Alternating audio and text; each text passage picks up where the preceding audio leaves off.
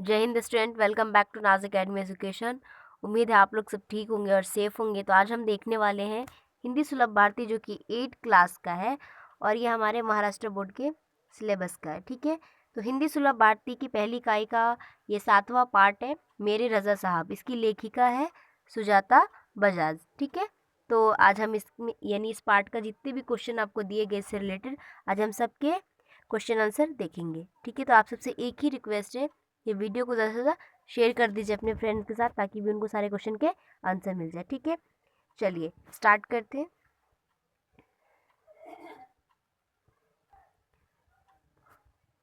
सूचना के अनुसार कृतियाँ करो। पहला है संजाल पूर्ण करो। अब यहाँ पे आपको संजाल पूर्ण करने का है और बोला गया है कि रज़ा साहब की स्वभागवत विशेषताएं। तो उनकी स्वभागवत विशेषताएं कौन कौन सी थी वो आपको यहाँ पर लिखनी है चारों बॉक्सेस में। ठीक है, चलिए मैं आपको इसका आंसर दिखाती हूँ। और हाँ, आप लोग जब आंसर लिखते हो तो मतलब देखते हो तो वीडियो को पॉज करके लिख लिया करो, या तो स्क्रीनशॉट ले लिया करो। और आप सबसे एक रिक्वेस्ट ये है कि आप जब भी वीडियोस देखते हो तो पेन और नोटबुक लेकर बैठा करो, ताकि आप जैसे जैसे मैं बताऊँ और आप आंसर लिखते रहो। ठीक है, तो पहले बॉक्स में लिखिएगा, उनके मन में सर्वधर्म समभाव की भावना थी। दूसरे में छोटी छोटी बातों को भी वह महत्व देते थे। तीसरा है, अपने काम को बड़ी तन्मयता और लगन के साथ करते थे। और चौथा है, वे बहुत ही धैर्यवान थे। ठीक है, तो चारों बॉक्स में ये चारों आंसर लिख लीजिए। चलिए नेक्स्ट क्वेश्चन देखते हैं। दूसरा क्वेश्चन है, कृति पूर्ण करो। दोनों ने मिलकर चित्रों की प्रदर्शनियां यहाँ की थी। अब आपको यहाँ पर भी 4 बॉक्सेस दिए गए और इनमें भी आपको आंसर ही लिखना है। ठीक है, तो यहाँ पे बोला गया दोनों ने मिलकर चित्रों की प्रदर्शनी कहाँ यहाँ की थी, तो कहाँ कहाँ की थी वो आपको यहाँ पर लिखने हैं इन चारों बॉक्सेस में। ठीक है, चलिए मैं आपको इसका आंसर बताती हूँ। तो आपके आंसर आपकी स्क्रीन पे अवेलेबल है। देखिए, पहले बॉक्स में लिखिएगा मुंबई, दूसरे में लंदन, तीसरे में न्यूयॉर्क और चौथे में लिखिएगा पेरिस। ठीक है, तो ये आपके आंसर से लिख लीजिए। चलिए नेक्स्ट क्वेश्चन देखते हैं। तीसरा क्वेश्चन है, सूची तैयार करो, यानी आपको लिस्ट तैयार करनी है। पहला क्वेश्चन दिया गया है, पार्ट में आए विविध देशों के नाम। तो चलिए हम इनके आंसर पहले लिखते हैं। फिर सेकंड आपको क्वेश्चन दिया गया है, पार्ट में उल्लेखित विविध भाषाएं, यानी लैंग्वेज और यहाँ पे देश के नाम। ठीक है, तो सबसे पहले हम इसका फर्स्ट जो क्वेश्चन है आपका, हम आपको उसका आंसर बताते हैं। ओके, आपका जो ये पहला क्वेश्चन है, पार्ट में आए विविध देशों के नाम, तो इसके उत्तर है 4 देश के नाम आए थे पार्ट के अंदर। पहला भारत, दूसरा पेरिस, तीसरा लंदन, चौथा न्यूयॉर्क। ठीक है, तो आप उत्तर लिखोगे और उत्तर में नंबर वाइज इसको लिख दोगे इन चारों को। ठीक है, कॉमा डाल डालकर। ओके, चलिए अब सेकंड क्वेश्चन है, पार्ट में उल्लेखित विविध भाषाएं। तो अब इसका आंसर देखते हैं। आपका जो ये दूसरा क्वेश्चन है, पार्ट में उल्लेखित विविध भाषाएं, तो पहला लिखेंगे हिंदी, दूसरा उर्दू, तीसरा अंग्रेज़ी और चौथा फ्रेंच। यानी कि ये क्वेश्चन आप पहले नोटबुक में लिखोगे, फिर उत्तर लिखोगे। उत्तर में पहला हिंदी, फिर कॉमा, फिर उर्दू, कॉमा, अंग्रेज़ी, कॉमा और फ्रेंच, बस। ठीक है, ये चारों के नाम लिख लेने। ओके, चलिए नेक्स्ट क्वेश्चन देखते हैं। चौथा क्वेश्चन है, कृति पूर्ण करो। खाने की इन चीज़ों में रज़ा साहब की जान अटकी रहती। जो रज़ा साहब थे उनकी खाने के अंदर जो खाने की चीज़ें थी उनमें किन किन खानों में उनकी जान अटकी रहती थी, वो आपको यहाँ पर लिखने। ठीक है, तो चलिए मैं आपको आंसर देती हूँ इसका। 4 बॉक्सेस दिए गए थे, तो पहले बॉक्सेस में लिखेंगे दाल, दूसरे में चावल, तीसरे में रोटी और चौथे में लिखेंगे आलू की सब्ज़ी। ठीक है, तो चारों बॉक्स में ये चारों आंसर लिख लीजिए। चलिए नेक्स्ट क्वेश्चन देखते हैं। अब आपका नेक्स्ट क्वेश्चन है भाषा बिंदु, यानी कि ग्रामर से रिलेटेड क्वेश्चन होगा। ठीक है, आपको क्वेश्चन किया गया कि पाठ्य पुस्तक से 10 वाक्य चुनकर उनमें उद्देश्य और विधा अलग करके लिखो। यानी कि आपकी जो पाठ्य पुस्तक है उसके अंदर से, यानी जो आपकी टेक्स्ट बुक है ना, पाठ्य पुस्तक मतलब होता है टेक्स्ट बुक, उसके अंदर ना 10 वाक्य चुनने आपको, और उनमें ना उद्देश्य और विधेय क्या है उनको अलग करके लिखना है। ठीक है, अगर आपको नहीं पता ये क्या है तो डिस्क्रिप्शन बॉक्स में एक लिंक दिया गया, आपको वहाँ पर जाके क्लिक करना है। मैं वीडियो की लिंक दे दूँगी, या तो फिर रुको आपको समझा देती हूँ एक एग्जाम्पल लेकर। ठीक है, तो आपको इसमें भी समझ में आ जाएगा, फिर वो देखने की शायद ज़रूरत भी ना पड़े वीडियो। ओके, चलिए, आप बार बार जाओगे तो प्रॉब्लम होगी आपको इधर से उधर, उससे अच्छा है कि एक ही जगह सारी चीज़ आपको मिल जाए। तो रुको मैं आपको समझा देती हूँ उद्देश्य और विधेय क्या होता है, एक वाक्य लेकर। तो देखो यहाँ पर एक वाक्य मैंने लिया है, यहाँ पे लिखा होगा हेलेना बहुत खूबसूरत हिंदी बोलती थी। तो अब इसमें उद्देश्य और विधेय क्या है, देखो उद्देश्य का मतलब और विधेय का मतलब को समझना बहुत ज़रूरी है। तो आप वो वीडियो देख लोगे तो ज़्यादातर अच्छा रहेगा, लेकिन फिलहाल मैं यहाँ पे समझा दे रही हूँ आपको समझने के लिए, ठीक है, शॉर्टकट है ना। देखो यहाँ पे जो हेलेना है ना, जो आपका सब्जेक्ट है, यानी कि जो ये हेलेना खाली जो लिखा है वो आपका हो जाएगा उद्देश्य, सॉरी विधेय। आपको समझा रही हूँ, मैं खुद ही कंफ्यूज हो रही हूँ। देखो यहाँ पे जो हेलेना है ना वो हो जाएगा आपका उद्देश्य, ठीक है। आपको एक चीज़ से याद रखना, उद्देश्य और विदेश्य दो क्वेश्चन में किए जाते हैं। तो पहले क्या आता, उद्देश्य, राइट। तो उद्देश्य आ रहा है ना, तो इसका मतलब है कि जो आपका सब्जेक्ट है वो उद्देश्य हो जाएगा, और बाकी जो यहाँ पे बचे हुए हैं ना, बहुत खूबसूरत हिंदी बोलती थी, बहुत से लेकर, वो पूरा आपका विधेय हो जाएगा। तो ये एक ट्रिक है इसको लिखने का, ठीक है। मैं हमेशा ऐसे लिखती थी, इसके लिए आपको ये ट्रिक दे रही हूँ। ओके, आई होप आप लोग को ये अच्छा लगे और आपके लिए बहुत हेल्पफुल हो, मेरे लिए यही काफ़ी है, आप लोग को सब समझ में आए ये बेटर है, ठीक है। हमेशा एक चीज़ याद रखना, उद्देश्य और विधेय ऐसे क्वेश्चन में लिख के ही आता है कि आपको ना उद्देश्य और विधेय पहचानिए ऐसे, ठीक है। तो आप क्या करोगे, आप देखने का उद्देश्य पहले आ रहा है ना, तो ये जो सब्जेक्ट है आपका ये उद्देश्य हो जाएगा, और ये जो विधेय है ये बाकी के जो बचे हुए पूरे बहुत खूबसूरत हिंदी बोलती थी, ये विधेय हो गया, ठीक है। आई होप आपको समझ में आ गया होगा।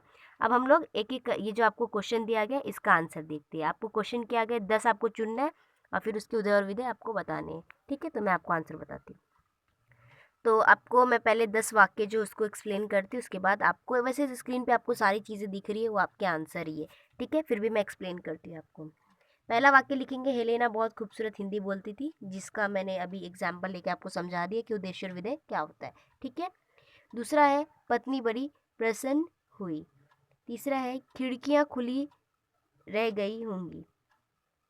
चौथा है, ठेकेदार नया था। पांचवा है, घमंडी दांत अब निरुत्तर थे। छठा है, हर एक आदमी शिकार करता था। सातवां है, बैंक खुले हुए हैं।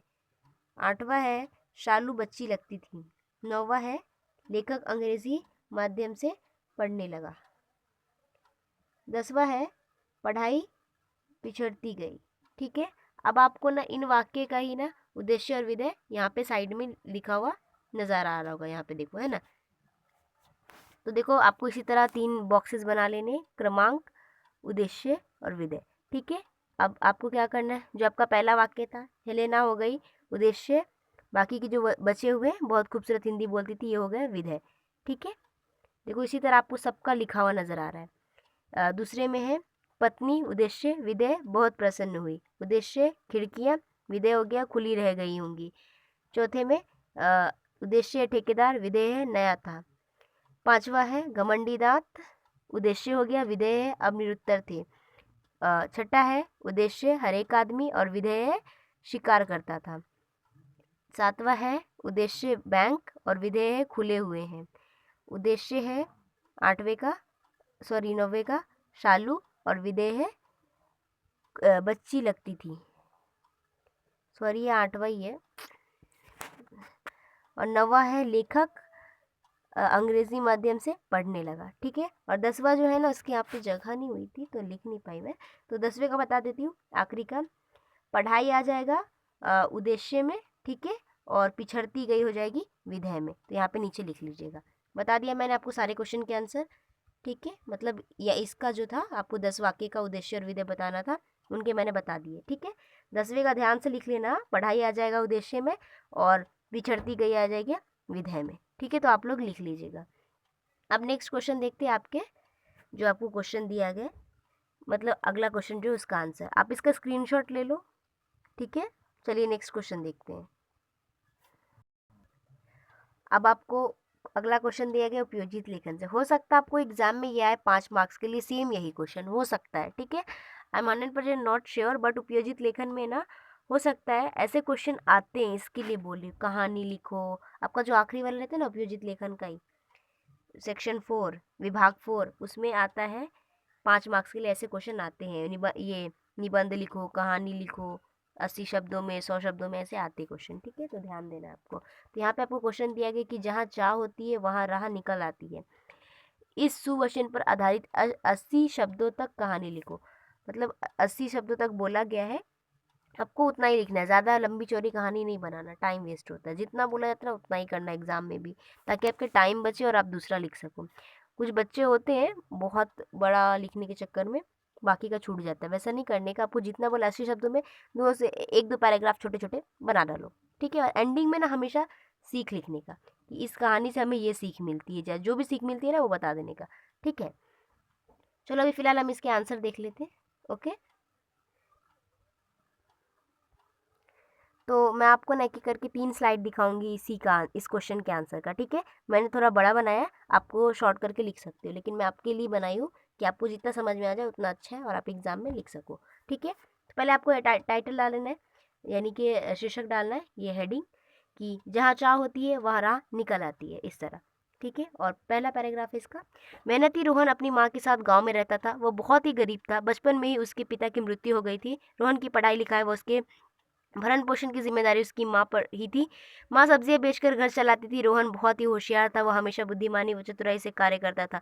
जीवन में एक सफल इंसान बनकर दूसरों की सेवा करना उसका लक्ष्य था। एक दिन अचानक बीमार पड़ने के कारण माँ सब्जियां बेचने नहीं जा पाई। दवा खाने के बाद भी माँ की तबीयत में कोई सुधार नहीं हुआ, बल्कि हालत और भी खराब हो गई थी। रोहन ने बड़े डॉक्टर से माँ का इलाज करवाया। घर में जितने भी पैसे थे वे सारे माँ के इलाज में खर्च हो गए। डॉक्टर ने माँ को कुछ दिन आराम करने की सलाह दी।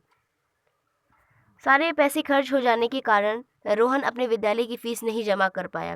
शिक्षक ने जब उसे बुलाकर फीस न जमा करने का कारण पूछा तो रोहन ने सारी बात शिक्षक को बताई। शिक्षक ने प्रधानाचार्य से बताकर रोहन की उस महीने की फीस माफ करा दी। रोहन के घर की स्थिति देखकर उसके पड़ोसियों ने उसे समझाया कि तुम पढ़ाई लिखाई छोड़कर कोई नौकरी करो और अपनी माँ की देखभाल करो। रोहन को अपनी पढ़ाई नहीं छोड़नी थी, उसे पढ़ लिख कर डॉक्टर बनना था, परंतु उसे कुछ समझ नहीं रहा था कि वह क्या करे। अगले महीने जब फिर से वह विद्यालय की फीस नहीं भर पाया तो शिक्षक ने उसे एक सुझाव दिया कि तुम विद्यालय के बाद छोटे छोटे विद्यार्थियों को पढ़ाया करो, उससे तुम्हें थोड़ी आर्थिक आर्थिक मदद मिलेगी। रोहन भी इस बात के लिए मान गया। उसने अपने शिक्षक की सहायता से छोटे बच्चों को पढ़ाना शुरू किया और अपने मित्र की सहायता से सुबह घर घर अखबार पहुंचाने का कार्य करने लगा। माँ अपने बेटे को इस तरह कड़ी मेहनत करते हुए देख परेशान हो गए, परंतु रोहन ने माँ को प्यार से समझाया कि अब वह बड़ा हो गया है। अपने बेटे की बड़ी बड़ी बातें सुनकर माँ की आंखों में आंसू आ गए। देखते ही देखते रोहन के पास ढेर सारे पैसे जमा हो गए और उसने वह पैसे अपनी माँ को दिए और विद्यालय की फीस जमा कर दी। पढ़ाई में कड़ी मेहनत करके रोहन इस वर्ष परीक्षा में अव्वल आया और विद्यालय ने उसे आगे की शिक्षा के लिए छात्रवृत्ति देना शुरू किया। इस तरह रोहन ने अपनी पढ़ाई के साथ साथ अपने घर को भी संभाला और आगे चलकर वह एक इसके आगे और है, मैं आपको बताती हूँ। फिलहाल यहाँ पे छात्रवृत्ति का मतलब होता है स्कॉलरशिप, ठीक है? तो ये चीज़ ध्यान देना, ओके? अब इसके आगे है और आगे चलकर वह इसके आगे का बताती हूँ। डॉक्टर बन गया। गांव के लोग रोहन की तरक्की देखकर बस यही कहते थे, जहाँ चाह होती है वहाँ राह निकल आती है। अब यहाँ नीचे आप सीख देंगे, यदि मन में कुछ पाने की चाह हो तो उसके लिए रास्ते अपने आप निकल आते हैं। ये बिल्कुल सही बात है, ठीक है? आपने बहुत सारे ऐसे एग्जाम्पल देखे होंगे कि अगर मन में आप कुछ ठान लेते हो और आपका वो यकीन पक्का होता है कि हाँ मुझे ये करना है, तो रास्ता ना अपने आप निकल आता है, ठीक है? आप लोग के लिए मोटिवेशन भी है एक तरीके से ये कहानी, ठीक है? अब आपका आखिरी क्वेश्चन आता है, मैं आपको समझाती हूँ फिर उसके आंसर बताऊंगी। आखिरी क्वेश्चन में मैंने समझा, यानी कि आपको इस पार्ट से क्या समझा वो आपको यहाँ पर लिखना होता है, ठीक है? तो आपको इस पार्ट से क्या समझा वो आप लिखोगे और हो सकता है एग्जाम में ना आपको मतलब इस तरह के जो आपका एग्जाम में देखो कोई भी पैराग्राफ आता है किसी भी लेसन का, किसी भी पार्ट का, है ना? आप भी ये बात मानते हो कि नहीं, ठीक है? अब उसमें ना आपको हो सकता है कि आपको पूछे इस पे विचार क्या है, आपके विचार क्या है, आपकी सोच क्या है, वैसे क्वेश्चन आते हैं 2 मार्क्स के लिए। तो ये मैंने समझा आपको बताना ज़रूरी होता है मेरे लिए, ताकि आप एग्ज़ाम में आए इस पार्ट से रिलेटेड और पूछे आपके विचार क्या है इस पे, तो आप वो लिख सकते हो, ठीक है? या तो फिर आपको इस तरह भी आता है कि आपको इस पार्ट के इस पैराग्राफ से क्या समझा। पैराग्राफ नहीं, उसको बोला जाता है पद्यांश, ठीक है? तो इस तरह पूछेंगे इस पद्यांश से आपको क्या समझा, तो आप क्या लिखोगे? कुछ नहीं लिखोगे, है ना? तो उससे अच्छा है कि मैं आपको यहाँ पे आंसर बता देती हूँ और आप उसी को कॉपी कर देना, ठीक है? चलिए मैं आपको आंसर बताती हूँ। आपका आंसर है स्क्रीन पर, ठीक है? यहाँ पे देखिए, व्यक्ति को सर्वधर्म समभाव की भावना के साथ सर्वत्र प्रेम फैलाते हुए आगे बढ़ना चाहिए। जीवन में छोटी बड़ी बातों को महत्व देते हुए अपने कर्तव्यों को शांति व धैर्य से पालन करना चाहिए। इसके साथ ही व्यक्ति को अपने मित्र के प्रति कर्तव्यों का पालन पूरी ईमानदारी से करना चाहिए। वो यहाँ पर आपको मैंने समझा में लिख लेना है, ठीक है। चलो अब आपका सारे क्वेश्चन का आंसर कंप्लीट होते हैं, मुझे इजाज़त दो, मैं चलती हूँ। मिलेंगे नेक्स्ट वीडियो में। Bye and take care. और हाँ, जाते जाते चैनल को सब्सक्राइब कीजिए, वीडियो को शेयर कीजिए, वीडियो को लाइक कीजिए। कोई डाउट है तो कमेंट सेक्शन में बोलिए, कोई अदर वीडियो चाहेगा तो वो भी आप कमेंट में बोल दो, ठीक है।